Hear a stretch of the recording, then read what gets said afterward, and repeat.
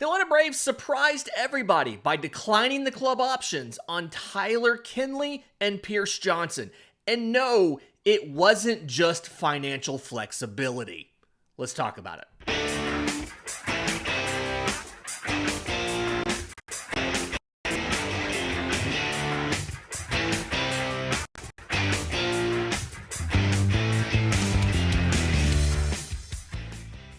Yes, welcome on in to Braves Today for Friday, November 7th, your source for news, notes, and updates on your Atlanta Braves.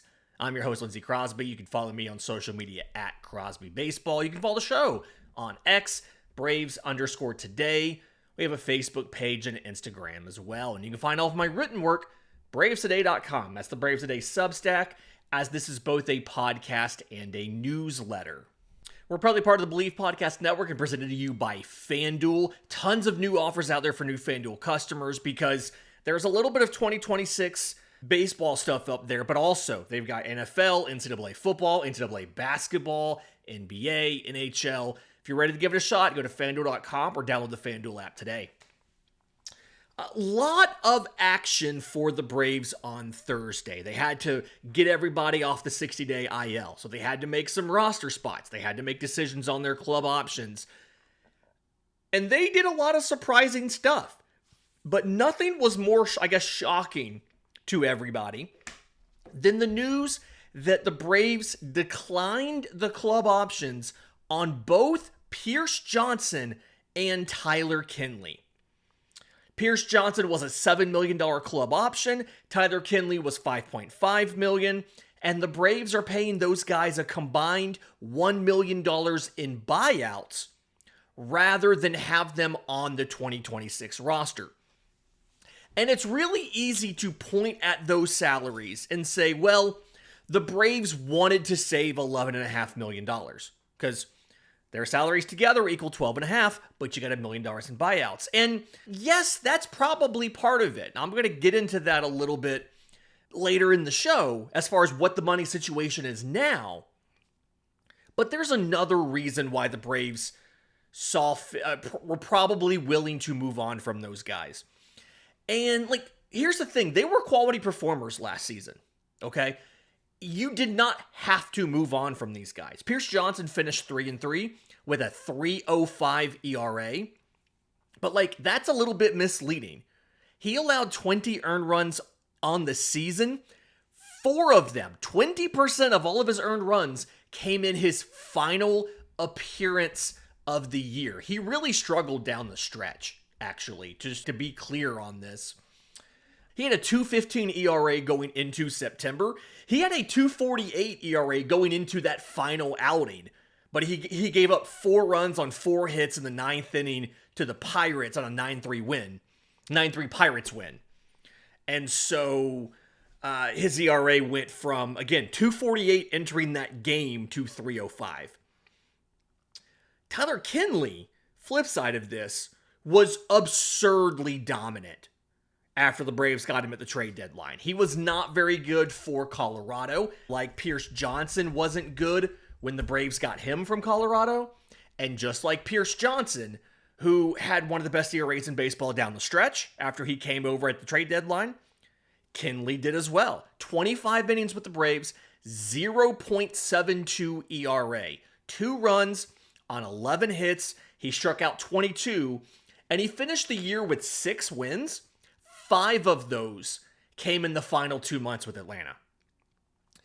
Now, it is worth pointing out, I would be remiss if I did not point out, that Tyler Kinley's peripherals were a little bit, he performed some of this stuff.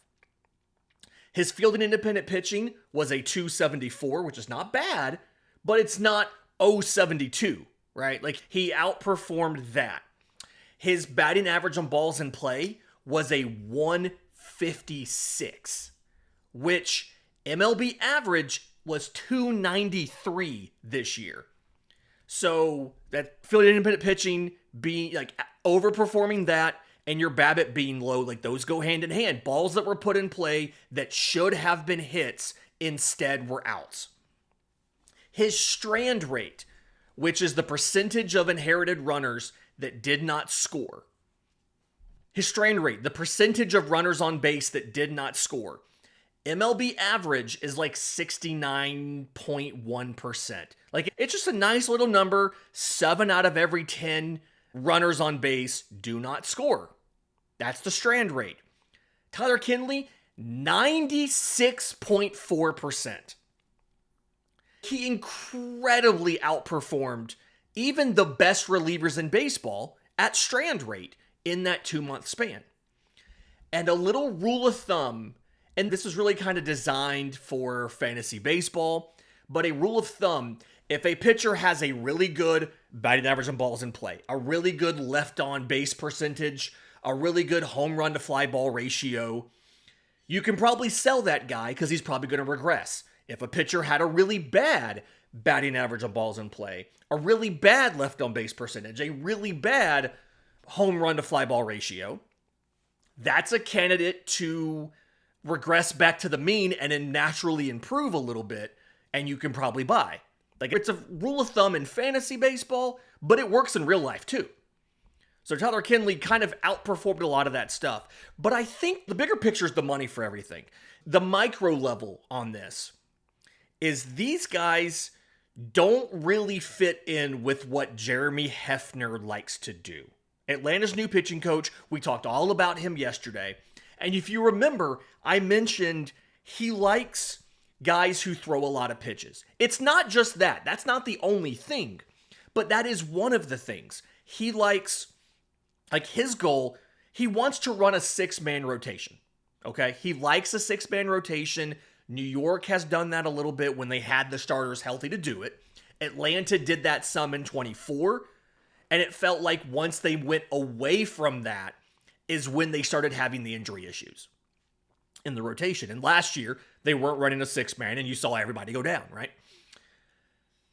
Jeremy Hefner likes running a 6-man rotation, which means behind that, he needs relievers that can throw more than one inning. He needs multiple guys who can be multi-inning relievers. And then for those relievers, he wants them to be able to throw plenty of strikes, and he wants them to have wide arsenals, which makes them interchangeable in situations. They're a little more matchup proof because they have a pitch to get a lefty out or a righty out or whatever. And they can kind of float between whatever they need to do, whether they need to cover multiple innings that day, whether they need to set up. They're kind of positionless. And Johnson and Kinley don't do any of that stuff. The wide arsenal thing. Both Johnson and Kinley are highly reliant on extremely high usage of one breaking ball. Tyler Kinley threw his slider 74% of the time after Atlanta acquired him from Colorado. Pierce Johnson was in the 70% on his curveball after Atlanta acquired him from Colorado. It's the second consecutive full season he's thrown it like 70-something% of the time. They are overly reliant on one pitch. And again, Jeremy Hefner wants you to have multiple fastballs. He wants you to have a wide arsenal so that it's harder for hitters, lefties or righties, to get hits off of you. Whereas Pierce Johnson, and we all saw this, when the curveball was on, it was good. But if you could hit curveballs well, or he missed with the location, that sucker got launched into the sun. So from that perspective, they don't fit in well with what Jeremy Hefner wants to do.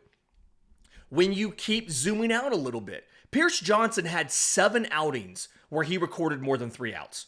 Tyler Kinley did it 4 times in the season's final 2 months, which projects out to like 8 or 9 times in an entire season. They're just not really multi-inning guys. And part of the issue, part of the reason for that, is both of those guys were throwing pitches in the zone really only about 50% of the time. So the pitch counts went up a little quickly. Their thing was, I've got this breaking ball that is very hard to hit, and I'm going to get you to chase it out of the zone. So their pitch counts run up. Maybe they can get a 4th out, right? They can come back the next inning, get 1 more out. But they're not going 2 innings. They're not able to cover multiple innings regularly. They can't go deep into these outings. So they don't really fit anything that Jeremy Hefner wants to do. And for his rotation, he wants this bullpen to work a certain way, and these guys don't do it.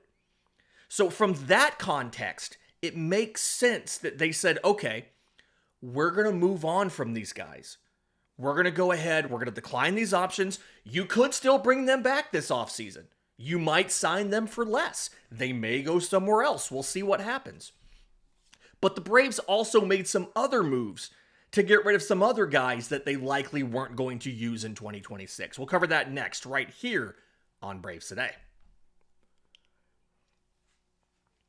Welcome back to Braves Today. Lindsay Crosby. Let's talk about the other things that Atlanta did. Because when you look at the rest of their roster moves, they sent several players through waivers. One of them was claimed. The rest of them were just sent to AAA. So Jake Fraley was claimed off of waivers by the Tampa Bay Rays. I'm sure the Braves weren't heartbroken about this. His arbitration projection was $3.6 million. And the thing about Jake Fraley, career 248 hitter, doesn't have a ton of power. It's like career 402 slug. And he was confined to a corner. So he's already kind of an atypical profile because he's a corner guy, but he doesn't hit for great power. And he's not like a blazing fast base runner. Kind of like, it's really kind of hard, marginal profile, and I think you can replace that for less than $4 million. Claimed by the Rays, they don't hate it. His replacement on the roster, the Braves claimed Michael Siani, a center fielder from the St. Louis Cardinals. He has a weak bat, career 221 hitter, but he is an amazing defender. He is the outfield version of Nick Allen. He is a Gold Glove caliber defender that still needs to find a reliable bat. Ideally, if you can unlock his offense, you have an amazing defender that is now able to give you, he can sit at the bottom of your lineup and hit well and then give you amazing defense, right? Like, he's Nick Allen in the outfield. Worst case scenario, you have a Gold Glover out there who can't hit that well. Guess what? Michael Harris was Gold Glove caliber and couldn't hit that well this year. You want to fix Michael Harris. Michael Harris gets hurt. You've got Eli White. You've got Michael Siani. You've got a couple options is what I'm saying. The other guys were passed through waivers and outrighted to the minors. Outfielder Carlos Rodriguez, who they signed last offseason as a minor league free agent and then put him on the 40-man roster. Catcher Chucky Robinson, who the Braves claimed off waivers from the Dodgers late in the year. And then pitchers Joel Payamps and Austin Cox. And the Braves could lose two of these guys. The rule on if you've been outrighted, can you elect free agency or not? The rule here is either one, you had to have been outrighted before, or two, you have to have at least 5 years of service time. If either of those things are true, when you're outrighted by your club, you can elect free agency. Payamps and Chucky Robinson have both been outrighted before. So if they want to, they can elect free agency. Austin Cox, Carlos Rodriguez don't have a choice. They've never been outrighted before. They are in Gwinnett now. This is probably a money thing. He's projected an arbitration to get $3.4 million. He'll probably go to free agency instead, right? Robinson is really just to get a roster spot. This is something where not a lot of teams are claiming third catchers right now. And if he does elect free agency and you don't bring him back, the Braves have both Austin Nola and Sandy Leone in Gwinnett. So they don't really care if they lose Chucky Robinson or not. And so the 40-man roster, after all of this stuff, is at like 35 spots.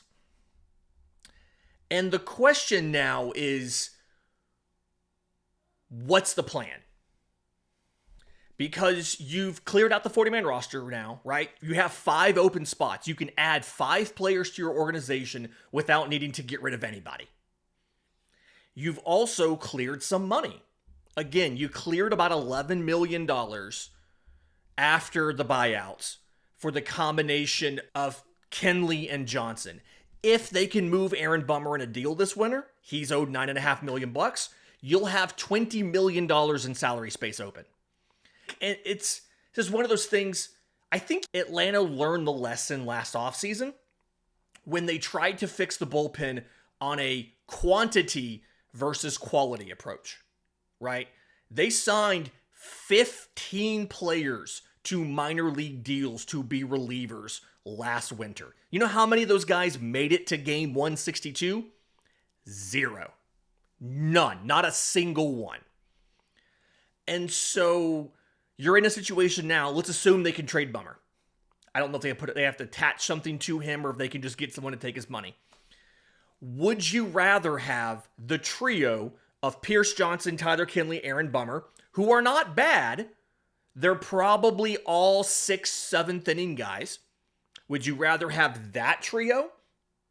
Or would you rather spend $16 million, $14 million on Raisel Iglesias, and $6 million on a 7th inning guy? Would you rather go for the quantity of the 3 guys who are all 5th, 6th, 7th inning options? Or would you rather go for the quality of a closer and then a medium leverage guy behind him with the leftovers? Which would you rather do? And it doesn't have to be Raisel Iglesias. Robert Suarez and Edwin Diaz are out there in the class. They both have qualifying offers on them. They were given qualifying offers on Thursday. The one time Alex Anthopoulos has signed a qualifying offer player, it was Will Smith, the closer. And they won a World Series because you're required by MLB rules to have a Will Smith on your roster to win the World Series. The joke is that's happened every season since 2020. A Will Smith has won the World Series. The Dodgers guy did it in 20, 24, and 25. Reliever Will Smith did it in 21, 22, 23. But even if you don't want a qualifying offer closer, okay, Devin Williams is out there. Pete Fairbanks was let go by the Rays. They didn't pick up his option. Brad Keller, Emilio Pagan, Kyle Finnegan. There's a lot of options. Kyle Finnegan intrigues me. He got a lot better once he got to Detroit at the trade deadline, and they start having him cut down his fastball usage and throw his splitter more. He's a guy with multiple different pitches. Kyle Finnegan has a 4-seamer, a splitter, and a slider. He's got 3 pitches right there. If it's me, I'm probably giving him a cutter or something. I want to give everybody a cutter, but I'm probably giving him multiple fastballs if I'm that guy. You're now looking at a 4-pitch guy. There's a lot of different options you can do at closer there, right? And when you look at the pen, you could see how they could make a Jeremy Hefner approved bullpen. Closer is vacant right now. Let's assume they sign a guy for closer. Let's assume they sign a guy to be a middle relief or a setup man along with Dylan Lee. Let's assume Aaron Bummer's still here. You have a closer you're going to sign. You can have Dylan Lee and Aaron Bummer as your setup men. And again, I really think you probably end up, if you can trade Aaron Bummer and sign a righty for that spot, that's better. But closer, Dylan Lee, blank insert name here, 9th, 8th, 7th inning. Okay? You can do Dylan Dodd and Daysabel Hernandez as your middle relief guys. You've got a lefty and a righty. If you can help Daysabel with his command, maybe he can be one of your setup men. And then the way that everything's breaking out as of now, you could have 3 multi-inning relievers in your pen in Grant Holmes, Jose Suarez, and Joey Wentz. So you could have 3 guys back there that are throwing multiple innings, that could give you 2 innings or maybe even 3 whenever you need it because you're running a 6-man rotation. Dylan Lee is fantastic, would be fantastic as a setup man. Your closer's there. You've got Dodd as in their lefty. You've got Daysabel. Grant Holmes can probably take higher leverage work, right? Suarez, Wentz. You can see how you can make a bullpen that would make sense for what Jeremy Hefner wants to do. 3 different guys who can take multiple innings. They could be spot starters if you need them to. All 3 of those guys have made starts. Holmes obviously started this year. Suarez made a start at the end of the year and looked really good. Wentz, we turned him back into a starter. You could see how that bullpen, provided you find a closer that you trust, can be a bullpen that would work with what Jeremy Hefner wants to do in your pitching staff. But the big question I think everybody has, I've danced around it, how much money do the Braves actually have to spend Let's break down the numbers and talk about different scenarios with dollar figures. We'll do that next, right here on Braves Today. Final segment of Braves Today, Lindsay Crosby. Thank you, everybody who's here. I appreciate you guys. It's been a fantastic week for the pod. A lot of content we've been putting out because obviously a lot of things have finally actually happened. As more news breaks and happens, signings, all that good stuff, we'll be coming to you with everything we possibly can. If you guys want me to spend some time in some of these other pods breaking down interesting baseball stuff from other teams, let me know. Do you just want in division? Do you want all of MLB? Do you just want this to be Braves? I'm trying to plan out all of the guests and stuff. I have a guest I've planned who covers the Arizona Diamondbacks to talk about a Jordan trade. I've got a guest planned that covers the Cardinals to talk about a Gray, maybe Alec Burleson too, a trade there. But let me know what you guys want on a daily basis. Do you want me to spend the third segment talking about some of the other notable deals around the league and how they impact the Braves? Or if those guys are free agent targets, what do you want? Just let me know. Okay, the money. I teased it a little bit. Let's actually get to it. As of Thursday night, when I'm recording this, a snapshot of the money, because all the deals are done now, right? Like, unless Atlanta signs anybody, none of this is going to realistically change. You've already made all your decisions. The active roster, the guaranteed contracts, come out to about $177 million. Your arbitration awards, assuming everybody gets what they're projected, come in just under $12 million. Your pre-arbitration, which is your guys on your first, second, and third year in the league, their salaries are just kind of set at the league minimum, are making about $6.5 million. So your total payroll as of right now is just under $195 million. And the question, and I talked about this a couple weeks ago, the question is, to what level are the Braves going to spend?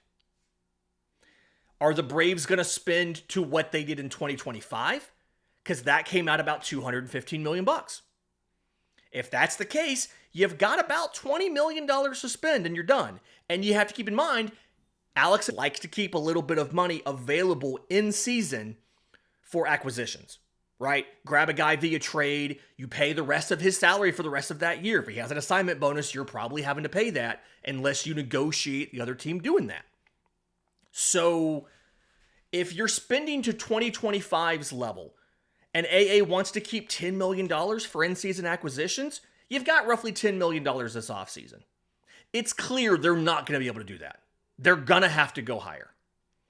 So if you spend to the first tier of the CBT, which is $244 million, you've got about $55 million to spend, minus that $10 million buffer. I say $10 million. It could be 7, it could be 12. We're just kind of approximating $10 million. If you're spending to 2024's level, where the Braves by CBT had a top 5 payroll, then you have like $95 million to spend this offseason. And the thing with AA, and I know a lot of people don't believe this because it's one of those I'll believe it when I see it things. The thing with AA, and he's told us this before, he does not have a predetermined goal for the payroll. He doesn't say, I want to spend this much. I want my payroll to come in at this number. The impression that I get from having spoken to him about payroll and free agency and everything last winter is the expectation they intended for payroll to go up. But they don't want to spend money just to spend money.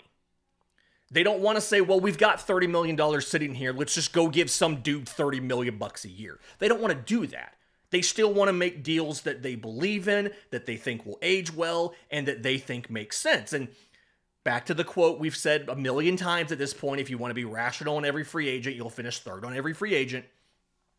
But you can see how some of the deals that we either got direct reports that they tried to do last winter, or supposedly tried to do, right? We got rumors but no confirmations on them. We know they backed out of a deal for Jeff Hoffman. Issues with the shoulder. The Orioles also backed out of a deal for Jeff Hoffman because of the shoulder, and he ended up going to the Blue Jays. Supposedly, we never got this confirmed, supposedly, they wanted to make a deal with Justin Verlander. And there was a medical issue there. Supposedly, they wanted to do something with Tanner Scott, and there was an issue there. If those deals had gone through, they would have been in the CBT last year. They clearly were not there. This winter, the question's going to be, like, they can shop in every single aisle. But do they shop in all the aisles? Again, it could be $50 million to spend to get you to the CBT level. It could be $95 million to spend if they want to go all the way to the third, minus the $10 million for in-season acquisitions. So, do they spend all of that? And do they try to fill every need in free agency? Again, I've got some guests lined up. We're going to talk about some trades. Do you fill the rotation via trade for Sonny Gray and or fill a bat by getting Alec Burleson in that deal as well from St. Louis? Like, we're going to try to figure some of these things out. Where can you cut a corner and not have to do free agency for everything? Because if you think about it, you can make a case for just about every position outside of the bullpen how you could cut a corner, right? You could say shortstop. Okay, we send Nick Allen back out there. If the rest of the roster hits like they're supposed to be able to, it won't matter that Nick Allen bats .220. It could be the rotation. You could say, well, hey, if you think about it right now, we've got Chris Sale, Schwellenbach, Strider, Lopez, Waldrop, Holmes, and Elder. We have 7 options for our rotation. We don't have to get somebody. We just want to. That could be the corner they cut. It could be the offense. They could say, well, hey, Drake Baldwin's going to be your primary DH. Maybe we can bank on Eli White catching some magic as your 4th outfielder, or bring in a platoon bat for the outfield, for the corner outfield. And that's the corner you cut. Like, you can see where they could make an argument to cut anywhere but the bullpen, because you tried that last year and it didn't work out. But the whole thing here that I think we all kind of agree, they've got to do more this winter than they did last year, right? Everybody is kind of in that situation of, like, they didn't do enough. And a lot of people were frustrated because they said payroll was going to go up. But the fact remains, they said it was going to, and it didn't. The thing that I'm really curious about, is this the year they pop a qualifying offer? Because normally, to do a qualifying offer, you would have to lose your 2nd and 5th highest draft picks and $1 million from your international bonus pool. That is the penalty if you are a team who is paying into the luxury tax to sign a qualifying offer player. Atlanta, for at least one offseason, will not have to worry about that. Their penalty is lower because they didn't go into the CBT last year. They reset the CBT. Their penalty is only the 2nd highest draft pick and $500,000 in your bonus pool. If Drake Baldwin wins Rookie of the Year next week, I think it's Monday, you get an additional draft pick, and that would be the one you'd be giving up. So you'd still have your original complement of picks. We know the players who have a qualifying offer. Those had to be given out by Thursday at 5 p.m., so we have the list. Tim Britton of The Athletic does, like, the best job of anybody of calculating expected contracts. And he's usually right on either the AAV or the total money. The big contracts at the top of the market get skewed and weird. But outside of that, he's pretty accurate. So, like, let's go through those qualifying offer players real quick, because you can see how there's a couple different names that would make a lot of sense in Atlanta. Some of these we know they're not going to do. Kyle Tucker, 12 years, $460 million. They're not going to sign him to the age of 41. They're just not. We can move on. We don't even have to sit here and do the math and be like, yeah, that is $38 million a year. It doesn't matter. Kyle Schwarber, who's 33 years old, 5 for $145.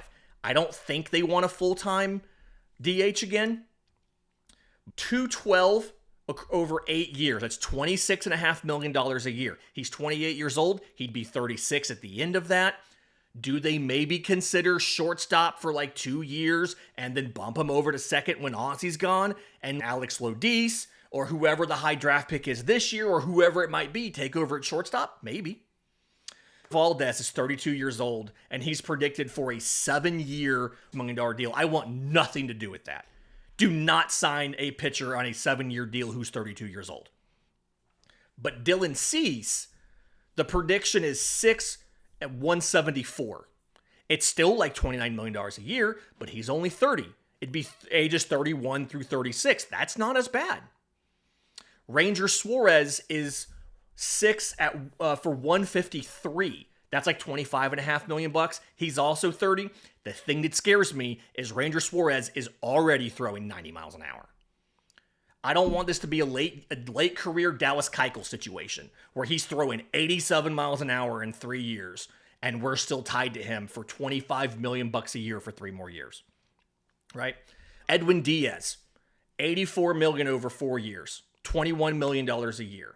I don't want to pay $21 million for a closer, but it's an option. Maybe that's something they want to do. Zach Gallen, 2 for 42. He's 30 years old. It'd be $21 million a year. I don't want to give up a qualifying offer on a guy for 2 years. Zach Gallen was pretty bad this year and did not have an injury to point to. Little worried about that. Shota Imanaga, 32 years old. He got a qualifying offer from the Cubs. I don't think they're going to. I think he's a situation kind of like Ranger Suarez, right? Where the velos dropped a little bit, but we'll see. Michael King, 3 for 75. He's 31 years old. A 3-year deal, $25 million per for Michael King. I don't hate it. I probably put in there a club offer for a 4th year if I'm giving up a draft pick for this, but I don't hate that. Trent Grisham, 3 for 54. I want no part of that. I don't care he's only 29. I want no part of that. Gleyber Torres, 3 for 48. He's a second baseman. He's on a shortstop. Doesn't really help us right now. I don't want that. Brandon Woodruff, 2 for 40 at age 32. Another one. The money works. It's inside that $22 million cap. You probably want a little more length on that.